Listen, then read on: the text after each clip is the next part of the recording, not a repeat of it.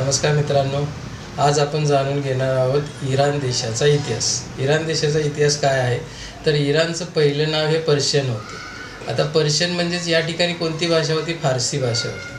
फारसी भाषेत बोलणारे हे लोक आहेत. आणि दुसरं आहेत हे सिया आहे, म्हणजे ते अरब नाही आहेत हे, तर हे काय आहेत? सिया आहेत. अरब राष्ट्रापेक्षा हे वेगळं राष्ट्र असं आहे. आणि ह्यांचं साम्राज्य हे खूप मोठं पसरलेलं होतं इतिहास काळात. पहिला राजा ह्यांचा कोण होता तर सायरस हा राजा होता. सायरस ह्या राजाचं साम्राज्य भारताच्या वायव्यापासून रोमपर्यंत आणि आफ्रिकेच्या इजिप्तपर्यंत पसरलेलं होतं. हे इसवी सन 600च्या पूर्वीचा काळ आहे. इसवी सन पूर्व 518च्या सुमारास दारियुस हा राजा आला. दारियुस ह्या राजाने सुद्धा काय केलं? भारतावरती राज्य केलं होतं. पंजाबचा प्रदेश आणि वायव्यचा प्रदेश हा त्यांनी जिंकून घेतला होता. तिथून इराणपर्यंत त्याचं राज्य हे पसरलेलं होतं. त्याने दारियुस नावाचं हे दारिक हे चलन चालू केलं होतं. आणि दुसरी गोष्ट आहे, पारसी पोलिस ही इराणची राजधानी होती. त्या ठिकाणी खूप मोठं साम्राज्य हे त्यानं खडं केलं होतं. तर त्याच्यानंतर काय झालं, आता आपण पुढे येऊया आणि बघूया 1919 पासूनचा कालखंड कसा होता. तर 1880ला काय झालं तर ब्रिटिशांमध्ये एक रिसर्च रिपोर्ट निघाला. त्याच्यामध्ये असं सापडलं गेलं की इराणच्या पोटामध्ये खूप काही तेलसाठे आहे. हे समजल्यानंतर तिथला एक इंडस्ट्रियलिस्ट, त्याचं नाव आहे विल्यम डार्ची. विल्यम डार्चीने काय केलं तर या ठिकाणी इथे जो शहा नावाचा राजा होता त्याच्याबरोबर काय केलं? ॲग्रीमेंट केलं. आणि ते ॲग्रीमेंट किती वर्षाचं होतं तर 60 वर्षाचं. मग 1901 पासून त्यांनी काय केलं? या ठिकाणी खनन करायला सुरुवात केली. त्याचा 1901 पासून ते 7 पर्यंत खूप पैसा त्यांनी लावला, पूर्ण पैसा त्याचा लावला. त्याचा पैसा अगदी संपत आला. मग तर काय झालं तर त्यावेळी ब्रिटिशांनी काय केलं? ब्रिटिश कंपनीने त्याचे शेअर विकत घेतले आणि त्यांनी पुढे हे खोदकाम चालू ठेवलं. आणि 1908ला त्या ठिकाणी मोठे तेलसाठे सापडले. ह्या तेलसाठ्यातून ब्रिटिशांना भरपूर फायदा होऊ लागला.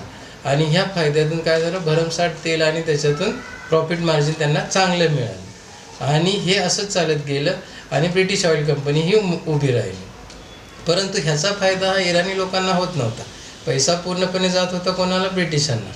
कंपन्या कोणाच्या? ब्रिटिशांच्या. परंतु त्या कुठे आहेत तर इराण या ठिकाणी आहेत. आणि त्यामुळे काय झाले, ह्याच्यामध्ये 1925पर्यंत वाद होत गेले. आणि कसं होतं, आहेरे नाही आहे, हॅव नॉट्स. गरीब लोक आहेत, त्यांना काही मिळत नव्हतं त्या ठिकाणच्या, आणि जनताही अशीच राहत होती. मग त्यामुळे प्रॉब्लेम काय होता, हा बोजा पडत होता. गरिबी जास्त वाढत चाललेली होती इराणमध्ये. मग 1941ला काय दुसरं महायुद्ध चालू होतं. त्यावेळी ब्रिटिश आणि रशिया या दोघांनी युद्ध करण्यासाठी ते इराणमध्ये आले होते. मग त्यांना जेवण आणि वेपन पुरवण्याचं काम हे अमेरिका करत होते. आणि अमेरिकेने त्यावेळी या ठिकाणी एंट्री केली. फूड आणि वेपन, बघा कशासाठी आले? फूड आणि वेपन देण्यासाठी. परंतु त्यांनी काय केलं? इथल्या ऑइल साठा हा त्यांना समजला. मग ह्या ऑइल कंपन्या हातामध्ये घ्यायचं काम म्हणजे त्यांच्या डोक्यामध्ये चालत होतं. तर काय झालं, 1943ला मोहम्मद मोसाद हा एक तिथला लीडर उभा राहिला मोठा. ह्या लीडरनं काय केलं? क्रांती घडवून आणली. ह्या लीडरनं जनतेला उभं केलं.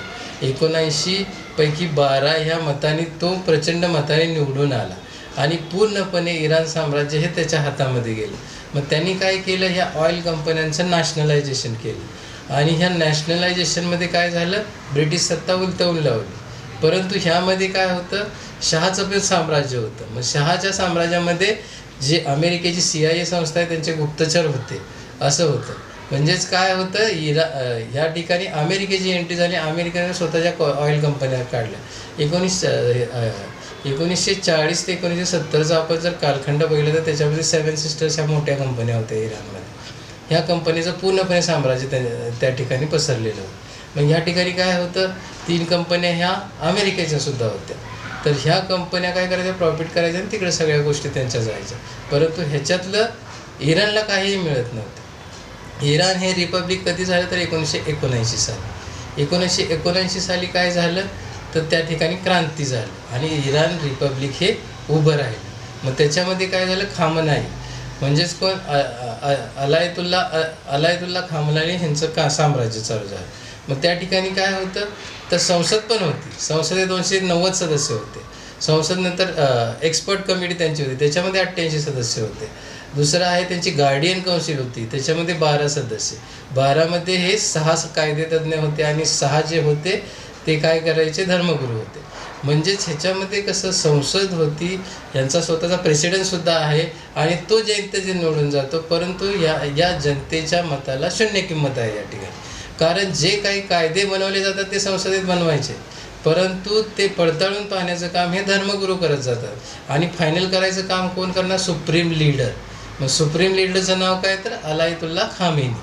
अलायतुल्ला खामेनी हा काय करायचा, योग्य आहे की अयोग्य आहे तो कायदा बघायचा. त्या ठिकाणी हिजाब पद्धत होती, म्हणजेच काय महिलांना स्वातंत्र्य नव्हतं, ह्या सगळ्या गोष्टी त्या ठिकाणी चाललेल्या होत्या. परंतु त्यांचं जे स्वतःचं राष्ट्र आहे ते व्यवस्थित चाललं होतं. आणि काय होत होतं की दुसरे सत्ता, जसं की आता ऑइल कंपन्या बाहेरच्या आहेत, लोक बाहेरचे आहेत, मग ते काय करायचे, प्रॉफिट ह्या ठिकाणी कमवून बाहेर सगळा पैसा जायचा.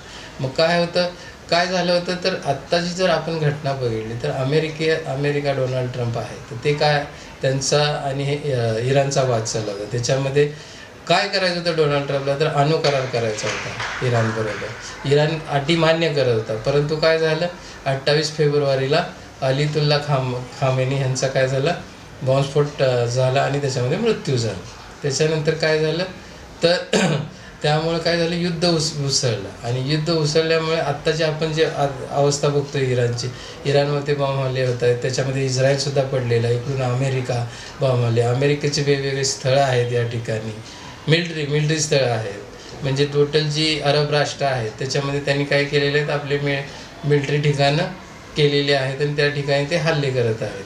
तर ह्या गोष्टी हळूहळू आपण काय करू, पुढच्या व्हिडिओमध्ये बघत जाऊ. तर आपण काय पाहिला, तर इराणचा इतिहास पाहिला. थँक्यू.